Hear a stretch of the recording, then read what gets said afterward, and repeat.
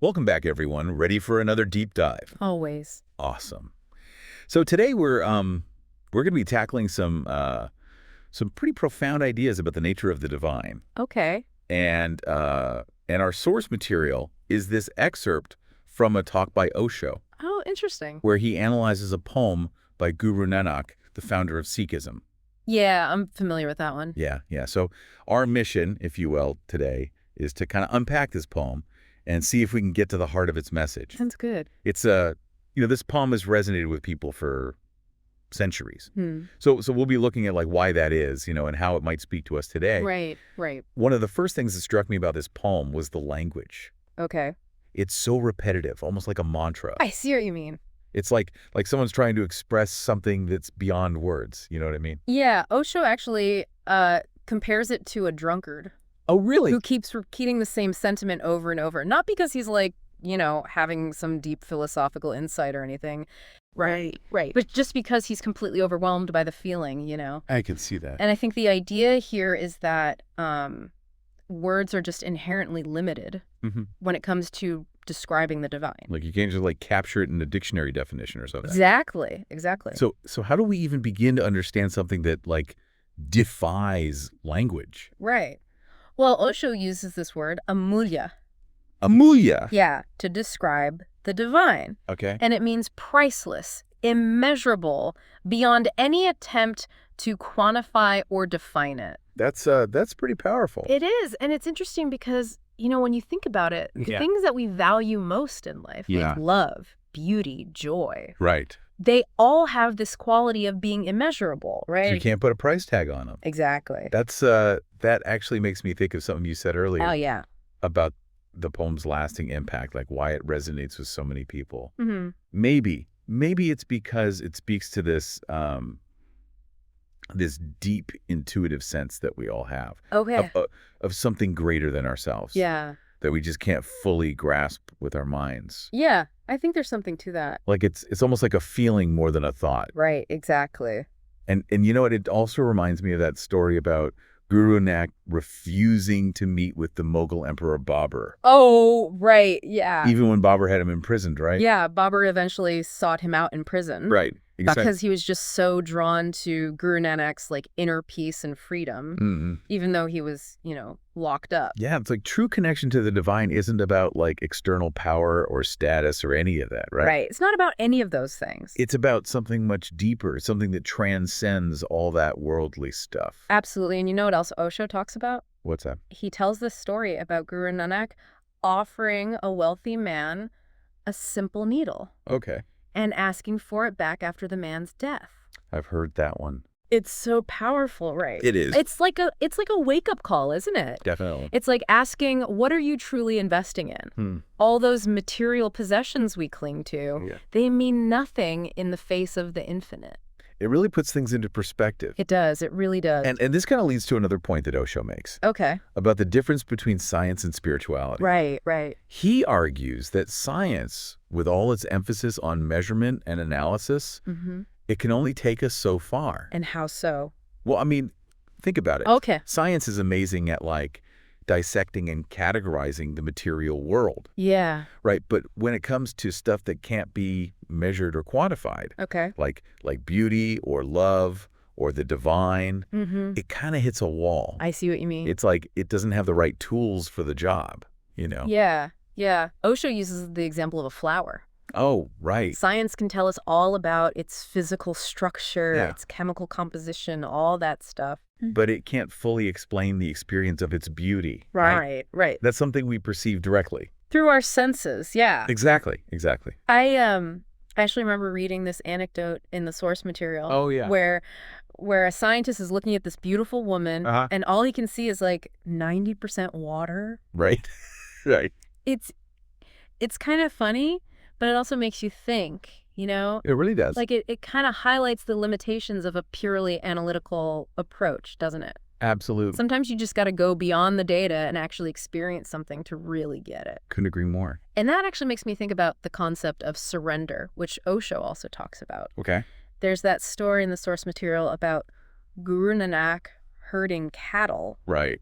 and the cattle accidentally damage a farmer's field. Right, yeah. You'd expect the farmer to be like furious. Exactly. But instead, he ends up having this like amazing harvest. Wild, right. Yeah, it's a powerful story. It is about the transformative power of surrender, you know? Mm-hmm. Like when we let go of our need to control everything, Yeah. when we trust in something larger than ourselves, even if we don't fully understand it, Exactly. amazing things can happen. That's the beauty of it. It's like that saying, let go and let God. Yeah. We have to be open to the possibility that there's like a bigger picture at play, even when things seem chaotic or illogical. Absolutely. And this idea of surrendering to something greater, Yeah. it kind of brings us to another really fascinating topic. What's that? The role of spiritual teachers and mystics. Okay. Osho refers to them as traders of the divine. Traders. Yeah. Okay. They're offering something incredibly valuable, I see. but it's often rejected.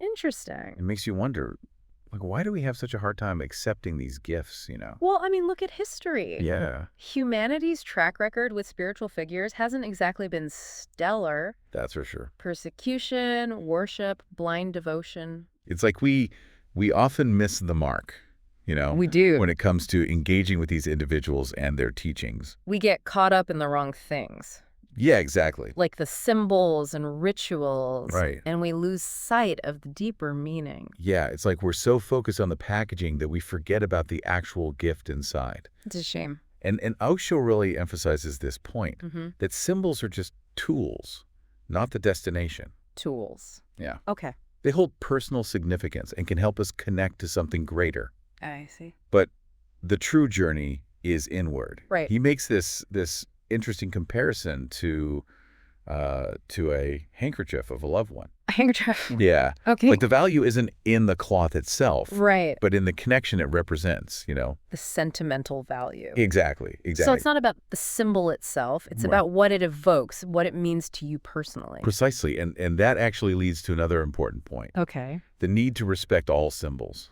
you know? Mm-hmm. Because their meaning is deeply personal Right. and subjective. Yeah. Osho brings up this seemingly contradictory example. Okay. Muslims revere the Kaaba stone, Right. but many dismiss Hindu idols. Interesting. You see what I mean? Yeah, I get it. It's highlighting the fact that Okay. what constitutes a sacred symbol, it varies from person to person, It does. and we need to be sensitive to that. Absolutely. It's like saying, my faith experience is valid, and yours is too, Yeah. even if we express it differently. Exactly. And that actually reminds me of something else Osho talks about. Okay. The power of satsang, or a Yeah. spiritual gathering. Let's say. Yeah. Right. He suggests that just being in the presence of people who are, you know, seeking the divine, Yeah, okay. who are engaged in spiritual discussion Mm-hmm. and contemplation, Yeah. it can have a profound impact on us. Even if we don't, fully understand everything that's being said. Exactly. Interesting. He compares it to walking through a garden Okay. and just absorbing the fragrance of the flowers, I like that. or feeling the warmth of the sun. Mm-hmm. It's subtle, Yeah, but it has a real effect. it does. And you know what? It makes me think of the Sikh tradition of Sadh Sangat, Right. gathering together to sing hymns Yeah. and engage in spiritual discourse. Mm-hmm. It emphasizes the collective aspect of the spiritual journey, you know? It does. Like we're not meant to do this alone. We're not. There's something about being part of a community Yeah. that's seeking something deeper. Absolutely. That's really powerful. It is. It is. You know, it's like we're all on this journey together. We are. And even just having conversations like this, you know, Yeah. where we can like explore these deeper questions together. Mm-hmm. It's almost like a form of satsang in itself. It is. And it makes me think about another point that Osho brings up. Okay. The idea that the divine isn't static. It's not. No, it's constantly evolving, growing. Wow. So it's not like Yeah. something you can just pin down and define once and for all. Exactly. So any attempt to like Yeah. capture it in a fixed form, Mm-hmm. whether it's through words or rituals Right. or even our own understanding, it's always going to be incomplete. It is. It's like, trying to capture the ocean in a bottle. Right. You might get a glimpse of its vastness, Yeah. but you can never truly contain it. That's a great analogy. And this realization, it has some pretty big implications for how we approach our own spiritual journeys. So we shouldn't be looking for like Yeah. some fixed understanding or Right. a definitive answer or anything like that. Not at all. It's about staying open Okay. to new insights, new experiences, Right. allowing our connection to the divine to deepen and expand as we grow. I'm starting to see how this all connects. Yeah. If the divine is constantly evolving, Mm-hmm. then our understanding of it needs to evolve too. Exactly. We can't be clinging to like Right. rigid dogma or fixed beliefs. It's not about that. It's about being willing to like learn and grow and adapt. Absolutely. And it makes me think about how religious thought itself Yeah. has evolved over time. It has. We've had all these new prophets and mystics emerge throughout history, We have. each offering a fresh perspective, a new way of understanding the divine. Right. It's like Yeah. humanity is collectively engaged in this ongoing conversation, Right. this quest to understand something that's ultimately beyond our grasp. And each generation adds something new to the dialogue. That's a beautiful way to put it. It reminds me of the Hindu tradition of creating formless idols. Oh, like the shivling. Exactly. It's a representation of the divine Mhm. that acknowledges its ever-changing nature. Okay. Its resistance to being confined to a fixed form. So it's like we're acknowledging that. Yeah, We can never fully grasp it, we can't. but we're still trying to express our connection to it. We are. And that leads us to the final piece of the puzzle that Osho explores. Okay. The power of repetition in prayer and chanting. Now, some people might see that as just like Yeah. empty ritual, Right. just saying the same words over and over. Mm-hmm. But Osho seems to be saying that there's something deeper going on. He does. He compares it to a lover, Okay. repeatedly expressing their affection. It's not about redundancy. It's about deepening the connection through devoted expression. So it's not just about the words themselves. It's about like yeah. the feeling behind them. Exactly. The repetition itself can create a sense of focus, a deepening of feeling that allows us to tap into something beyond the surface level of our minds. Like a deeper level of consciousness almost. Exactly. And it makes me think of that funny anecdote Osho shared. Oh, yeah, the one about the kid praying ditto Yes. to avoid repeating himself.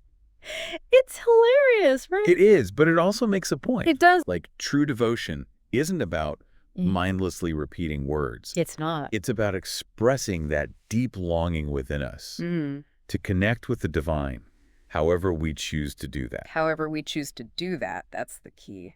So as we're wrapping up this deep dive, Yeah. what are some key takeaways you think our listeners should walk away with? Well, we've covered a lot of ground here. We have, from the limitations of language to the power of surrender, the subjective nature of symbols, the ever-evolving nature of the divine itself.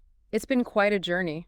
It has. And, amidst all these profound concepts, Yeah. I think the core message that shines through is this. Okay. The divine is a force that transcends our full comprehension. We can't fully grasp it with our minds, We can't. but we can experience it. Yes. We can connect with it Absolutely. through various paths. Surrender, symbols that resonate with us, Mm-hmm. the wisdom of spiritual teachers, the support of a spiritual community. It's like we've been given this incredible map. But the real treasure isn't the destination. No. It's the journey itself It is. and all the discoveries we make along the way. That's beautifully put. And it leads me to a final thought I want to leave you with. Okay. We've been talking about how the divine is immeasurable Yeah. and constantly evolving. Mm-hmm. So what does that mean for your own unique spiritual journey? That's a great question. Should you be searching for a fixed understanding, a definitive answer? Right. Or is it more about embracing the mystery, Okay. allowing your connection to the divine to unfold and evolve organically? I love that it reminds us that this isn't about reaching some final endpoint. It's not. It's about engaging in an ongoing exploration. Yes. A continuous dance between seeking and finding, It's knowing like- and not knowing. It's about staying open to new insights, new experiences, new ways of connecting with that which is ultimately beyond definition. It's about allowing our understanding to deepen and expand as we grow and evolve. So the real deep dive, Yes. the most profound exploration, Yeah. is the one we undertake within ourselves. It is. It's about turning in to that inner voice, Yeah. that intuitive sense of something greater, Yeah. and allowing it to guide us. Couldn't have said it better myself. It's been an amazing conversation. It has. Thank you so much for sharing your insights with us. My pleasure. And to all our listeners out there, keep diving deep Keep diving deep. and keep exploring the mysteries within and all around you. Until next time. Yeah, it's like we've been given this map, but the real treasure isn't even the destination. Right. It's the journey itself. A journey. And all the discoveries we make along the way, That's a beautiful way to put it. Yeah. It really is. And it kind of leads to this final thought Okay. that I wanted to kind of leave you with. Okay. We've been talking about how the divine is immeasurable and constantly evolving. Right. So what does that mean for you, for your own spiritual journey? Yeah. Like should you be looking for a fixed understanding, like a definitive answer? Right. Or is it more about just like embracing the mystery? Yeah. Allowing your connection to the divine to just kind of like unfold organically. I think that's really the key here. Yeah. It's not about reaching a final endpoint. Right. It's about this ongoing exploration. Yeah, like a dance between seeking and finding, knowing and not knowing. It's about staying open to new insights, Right. new experiences, new ways of connecting with that which is ultimately, beyond definition. Yeah, yeah. Allowing your understanding to deepen, to expand as you grow. So the real deep dive, the most profound exploration, Yes. is the one that we undertake within ourselves. It is. It is. It's about tuning into that inner voice, Right. that intuitive sense of something greater, Yeah. and just allowing it to guide us. Couldn't have said it better myself. Well, hey, this has been a really fascinating conversation. Yeah. I really appreciate you coming on and sharing your insights with us. It's been my pleasure. And to all of our listeners out there, Yeah. keep diving deep and Keep exploring. keep exploring the mysteries within and all around you. Until next time. Please like, share and subscribe.